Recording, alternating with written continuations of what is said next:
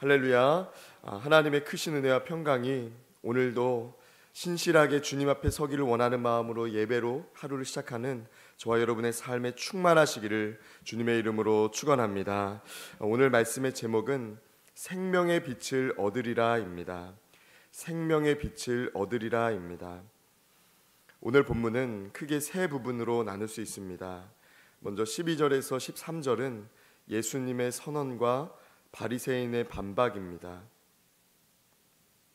14절에서 18절은 예수님의 선언에 대한 변호입니다. 19절에서 20절은 바리새인의 영적 무지입니다. 오늘 본문이 기록된 요한복음은 다른 복음서와는 달리 예수님이 어떤 분이신지에 대해 집중하여 증거하는 복음서입니다. 예수님께서는 헬라어 에고에이미라는 표현을 통해서 자기 자신에 대하여 증거하셨습니다. 이것은 나는 무엇이다 라는 평범한 뜻을 갖는 단어이지만 중요한 의미가 있는 표현입니다. 어떤 존재인지를 밝히는, 또 스스로 어떤 존재, 어떤 의미가 있는 것인지를 밝히는 표현이기 때문입니다. 하나님의 아들 예수 그리스도가 어떤 분이신지를 나타내며 그가 세상 속에서 어떤 의미인지를 가르쳐 주시는 표현이 에고에이미라는 단어에 담겨 있기 때문입니다. 이 에고에이미라는 표현은 요한복음에 7번 사용되었습니다. 먼저 요한복음 6장에서 나는 생명의 떡이다 라고 말씀하셨고, 10장 7절과 9절에서 나는 문이다 라고 말씀하시며, 10장 11절에서 나는 선한 목자라 라고 말씀하셨고, 11장 25절에서 나는 부활이요 생명이다, 또 14장에서 나는 길이요 진리요 생명이다, 또 15장에서 나는 참 포도나무다 라고 말씀하셨고, 오늘 본문이 기록된 요한복음 8장 12절에서 나는 생명의 빛이니 라고 말씀하셨습니다. 저는 오늘 말씀을 통해서 세상의 빛이라고 말씀하신 예수님, 세상의 빛이신 예수님은 어떤 분이신지에 대해 나누며 함께 기도의 제목으로 삼고자 합니다. 첫째로, 가야 할 길을 비춰주시는 분입니다. 가야 할 길을 비춰주시는 분입니다. 오늘 12절 말씀에 보면 나는 세상의 빛이니 나를 따르는 자는 어둠에 다니지 아니하고 라고 말씀하십니다. 우리 삶을 길에 비유한다면 우리가 마땅히 걸어가야 할 길인지 걸어서는 안 되는 길인지를 분별하며 걸어야 된다는 것을 알고 있습니다. 아무 길이나 무턱대고 걷다 보면, 또 아무 것이나 선택하며 살아가다 보면 하나님과는 멀어진 삶을 살기도 하고 하나님 보시기에 악한 일을 하며 살아갈 수도 있기 때문입니다. 문제는 길이 어떤 길이 있느냐가 문제가 아니고 우리의 판단과 헤아림으로는 그 길이 어떤 길인지를 잘 분별할 수 없다는 데 있다는 것입니다. 우리 눈에 좋아 보이는 길, 그 길이 때로는 우리를 불편하게 하고 하나님 보시기에 악한 길로 빠뜨리는 길이 됩니다. 넓고 좋아 보이는 길이 하나님 보시기에는 전혀 좋지 않은 길인 경우도 있다는 것입니다. 그러나 빛 대신 주님은 이 세상에 빛으로 오셔서 마땅히 하나님께서 기뻐하시며 우리가 걸어야 할 길을 깨닫게 하실 뿐만 아니라 걷게 하시는 분이라고 오늘 성경은 증거하고 있습니다. 두 가지 길을 다르게 하시는데, 먼저는 마음의 길입니다. 마음에도 길이 있습니다. 우리가 어떤 길을 걸어야 될지 우리가 발로 나아가기 전에 먼저는 마음으로 판단하며 이 길이 내가 걸어야 될 길인지를 생각하고 걷기 때문입니다. 잠언 4장 23절은 이렇게 증거합니다. 모든 지킬 만한 것 중에 더욱 내 마음을 지키라. 생명의 근원이 이에서 남이니라. 하나님께서 기뻐하시는 길, 생명을 따라 걸 수 있는 길이 있지만 반대로 하나님이 기뻐하시지 않는 길, 생명을 꺼뜨리는 길이 있음을 우리는 기억해야 한다는 것입니다. 하나님이 기뻐하시는 길을 걷기 위해서 우리는 마음을 새롭게 할 뿐만 아니라 우리 마음을 하나님 앞에 있도록 늘 지켜야 될 줄 믿습니다. 둘째로는 삶의 걸음을 달라지게 합니다. 선택이 달라진다는 것입니다. 서는 자리가 달라지게 된다는 것이죠. 시편 1편은 복 있는 사람에 대해 이렇게 증거합니다. 복 있는 사람은 악인들의 꾀를 따르지 아니하며 죄인들의 길에 서지 아니하며 오만한 자들의 자리에 앉지 아니하고. 서는 자리, 앉는 자리, 이렇게 자리가 다른 사람이 복 있는 사람이라는 것입니다. 그러면 복 있는 사람이 서는 자리는 어떤 자리입니까? 시편 1편은 말씀을 묵상하는 자리, 특별히 주야로 말씀을 묵상하는 자리가 복 있는 사람이 서는 자리라고 말씀합니다. 또 시편 119편 105절은 이렇게 말씀합니다.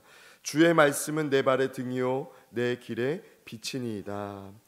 그렇습니다. 말씀을 묵상하고 나면, 또 하나님의 말씀을 우리의 마음에 새기면 하나님께서 우리를 복 있다 말씀하시는 자리로 인도하실 뿐만 아니라, 그래서 우리가 복 있는 사람이 될 뿐만 아니라 말씀 앞에 내 삶을 세워보면 우리가 가야 될 길, 걸어야 될 길이 보이게 된다는 것입니다. 사랑하는 성도 여러분, 저와 여러분이 우리의 마음에 원하는 것을 따라 걷는 삶이 아니라 하나님의 말씀 앞에 우리의 길을 비추어, 우리의 마음을 비추어 하나님이 기뻐하시는 길, 복 있는 사람의 길로 다니는 저와 여러분의 삶이 되시기를 주님의 이름으로 축원합니다. 둘째로, 어둠을 물리치시는 분입니다. 어둠을 물리치시는 분입니다. 세상의 빛으로 오신 주님은 우리에게 능력이 되어 주십니다. 우리 안에 있는 어둠을 물리치시고 우리가 지을 수밖에 없는 죄를 물리칠 수 있도록 우리에게 능력이 되어 주시는 분이라는 것입니다. 이 어둠이라는 것은 우리의 마음 안에만 있지 않습니다. 분위기에도 있고, 가정에도 있고, 직장에도 있고, 관계 속에도 있는 것이 바로 이 어둠입니다. 사단의 영향력 아래에 놓일 때가 있다는 것입니다. 감정을 요동치게 만들어서 관계를 깨뜨리게 만들고 소리 지르게 하고 수군수군대는 자로서 악한 일에 쓰임받게 하는 것이 그 사람이 나빠서가 아니라 사단의 영향력이 무엇인지를 알지 못하고 분별하지 못하기 때문에 내가 알지 못하는 일에 쓰임받는 경우가 있다는 것입니다. 사랑하는 성도 여러분, 하나님은 어떤 분이십니까? 오늘 나는 세상의 빛이다 라고 말씀하신 주님은 빛처럼 드러내시는 분인 줄 믿습니다. 선한 행위는 드러나 칭찬받게 하시고 악한 행위는 드러내어 회개할 기회를 주시는 것이 빛으로 오신 주님이 우리 가운데 역사하시는 일이라는 것입니다. 우리 안에 악한 일을 털어버려야 하는데 그 일이 우리 힘으로는 가능하지가 않습니다.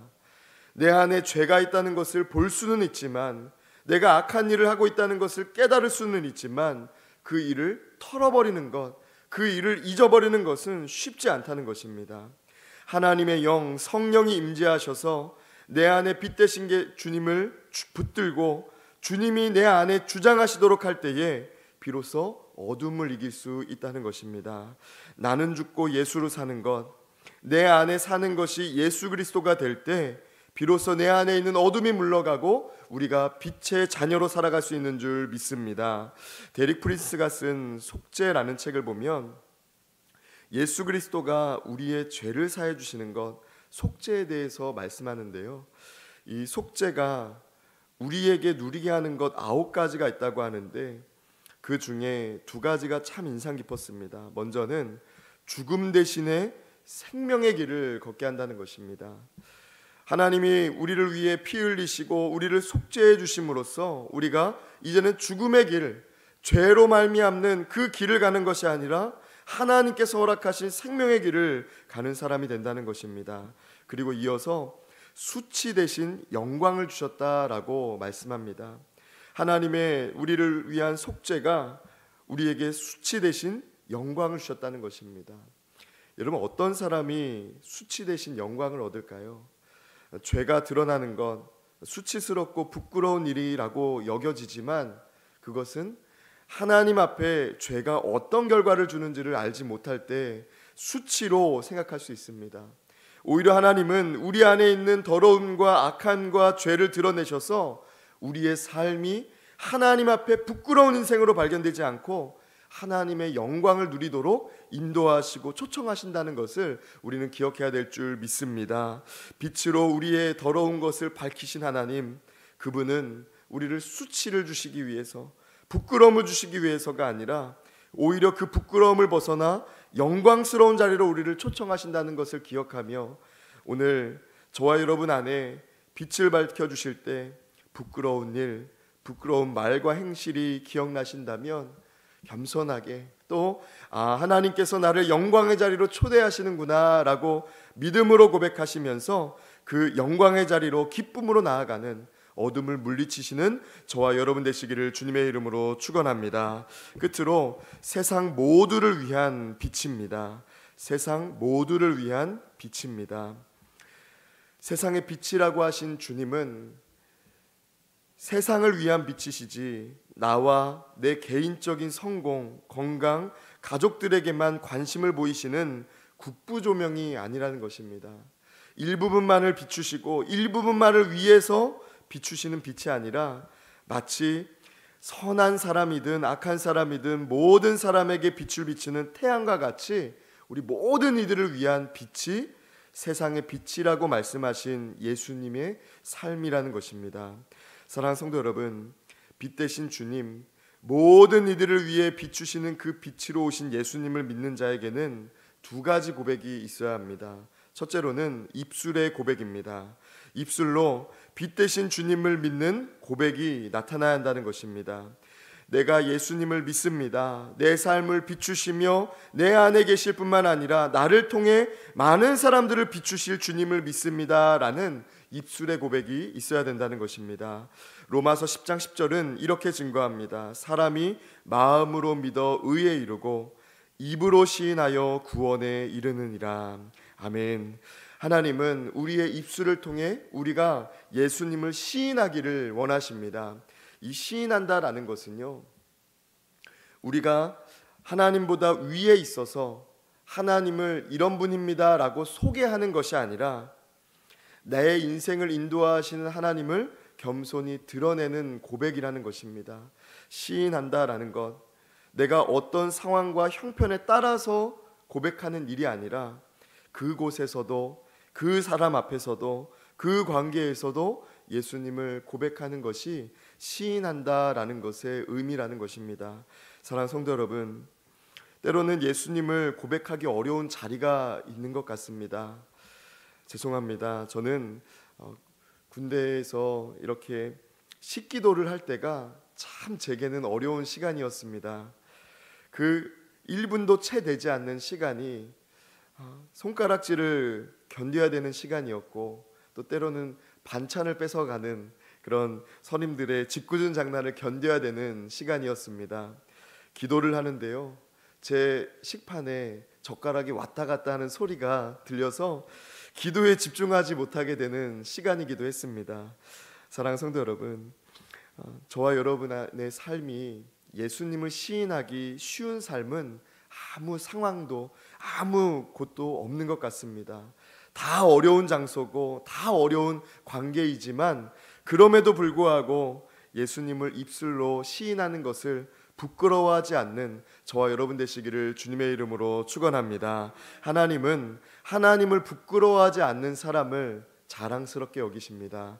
저와 여러분의 입술이 하나님께서 자랑스럽게 여기실 만한 고백을 드리는 그런 믿음의 입술, 믿음의 삶이 되시기를 주님의 이름으로 축원합니다. 두 번째로는 삶으로 빛을 전하는 삶의 고백이 있어야 된다는 것입니다. 예수님을 믿는 사람에게는 삶의 고백이 있어야 되는데요, 성도는 어떤 사람입니까? 빛 대신 주님을 믿는 사람인 동시에 빛 대신 주님을 증거하는 사람입니다. 사도행전 1장 8절은 내 증인이 되리라 라고 말씀하고 계십니다. 증인은 드러내는, 나를 통해서 어떠한 사건을, 나를 통해서 어떠한 일을 드러내는 사람입니다. 우리가 어떻게 삶으로 예수님을 드러내고 예수님을 증거할 수 있겠습니까? 빛으로 오신 예수님을 따르는 사람답게 우리가 가는 곳마다 환해지고 분위기가 달라지고 악한 일이 그치며 선한 말과 선한 계획이 넘쳐나게 되는 역사가 충만한 자리가 되어야 될 줄 믿습니다. 저와 여러분이 하나님, 특별히 빛 대신 주님을 믿는 사람답게 어떤 사람과 어떤 공동체 속에 있든 빛 대신 주님이 함께 하시는 곳답게 그 장소를 변화시키고 그 관계를 변화시키고 분위기를 변화시키는 선한 일에 쓰임받는 삶, 믿음의 가정 되시기를 주님의 이름으로 축원합니다. 헨리 나우엔이 쓴 두려움에서 사랑으로 라는 책을 보면 내면의 불안과 염려를 가진 시대가 이 시대라고 말하면서 동시에 겉사람으로는 모든 사람이 괜찮은 삶을 살아가는 것 같지만 모두가 다 내면의 불안함을 가지고 살아가고 있는 시대라고 진단하고 있습니다. 그러면서 우리의 삶이, 특별히 성도의 삶이 사랑의 하나님을 증거해야 되는데 배척에서 포용으로 삶을 살아냄으로써 주님을 증거해야 된다고 말합니다. 배척하는 것, 저 사람은 나와 어울릴 수 없는 사람이야, 저 사람은 나랑은 결이 맞지 않는 사람이야 라고 여기며 배척하는 삶이 아니라 그 사람도 하나님의 사랑으로 빛 대신 주님이 저 사람의 인생을 밝혀주시고 저 사람도 빛 대신 주님 앞에 나올 수 있도록 초청하고 인도함으로써 포용하는 삶으로써 성도답게 이 땅을 살아내야 된다고 헨리 나우엔은 말하고 있었습니다. 사랑하는 성도 여러분, 하나님은 우리의 삶의 고백으로 빛 대신 주님을 증거하기를 원하십니다. 오늘 18절의 말씀을 보면 이렇게 증거합니다. 내가 나를 위하여 증언하는 자가 되고 나를 보내신 아버지도 나를 위하여 증언하시느니라. 아멘. 예수님께서는 오늘 자신을 위하여 변호하고 자신을 위하여 자기 증거, 자기 증언을 하고 계십니다. 그런데 이것을 가만히 들여다보면 하나님께서는 오늘 우리가 서 있는 자리와 우리를 보내신 가정과 일터에서 하나님을 증언하는 자, 빛 대신 주님을 증언하는 자로 살아가라고 말씀하시는 일인 줄 믿습니다. 예수님께서 자기 자신을 증언했듯이 특별히 말씀을 근거하여 하나님 아버지를 근거하여 증언하셨듯이 오늘 우리도 세상의 과학적인 증거와 이성적인 논리가 아니라 성경에 기록된 말씀, 또 하나님께서 내 삶에 역사하신 그 증거로 말미암아 하나님을 드러내는 삶, 또 믿음의 가정 되시기를 주님의 이름으로 축원합니다. 이 시간 우리 함께 기도하겠습니다. 우리의 삶의 빛으로 역사하시며 우리를 빛된 삶으로 인도하신 하나님, 오늘 하루도 빛 대신 주님 바라보며 하루를 시작할 수 있도록 우리 안에 선한 마음을 주시고 우리의 발걸음을 인도하신 은혜에 감사를 드립니다. 살아계신 하나님, 우리의 삶이 빛으로 오신 주님 앞에 부끄럽지 않은 삶 될 수 있도록 우리 안에 어둠을 물리쳐 주시고 우리의 걸음을 빛 대신 주님 앞에 부끄럽지 않은 걸음 될 수 있도록 인도하여 주시옵소서. 우리는 연약하고 부족하여 어떠한 길이 어떻게 걸어가야 하는 것이 하나님의 기쁨 되는 것인지, 어떠한 것이 진정으로 우리의 삶과 영혼에 유익되는 것인지 알지 못하오니 말씀 앞에 우리를 비출 때에 빛 대신 주님이 기뻐하시는 길을 깨닫게 하여 주시옵소서. 이 시간 귀한 마음으로 하나님 앞에 물질 올려드린 손길이 있습니다. 이 예물에 담겨있는 간절한 마음의 소원과 또 이 땅에서 치열하고 분주한 삶 가운데 수고하며 흘린 땀방울을 기억하여 주시사 하나님이 기뻐하시는 삶, 하나님이 기뻐하시는 가정, 하나님께 쓰임받는 삶이 되게 하여 주시옵소서. 이 시간 주님을 향하여 눈을 들어드리는 모든 기도가 울리는 꽹과리와 같이 소리만 있는 기도 되지 않게 하시며 하나님께서 들으시고 응답하시는 능력의 기도가 되게 하여 주시옵소서. 우리 주 예수 그리스도의 이름으로 기도드립니다. 아멘.